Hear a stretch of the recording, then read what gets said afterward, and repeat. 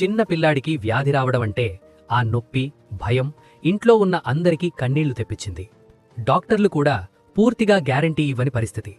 అప్పుడు లారెన్స్ గారి అమ్మగారు ఒకటే నమ్మింది. దేవుడు ఉన్నాడు, నా కొడుకుని బ్రతికిస్తాడు అని నమ్మింది. రాఘవేంద్రస్వామి మీద భక్తి, ప్రార్థనలు చేసేది. రాఘవేంద్రస్వామి మీదే ఆశలు పెట్టుకుంది. అద్భుతంగా ఎట్టకేలకు లారెన్స్ గారు ఆ వ్యాధి నుంచి బయటపడ్డారు. ఫ్రెండ్స్, ఇక్కడే లారెన్స్ గారి జీవితానికి ఒక అర్థం వచ్చింది.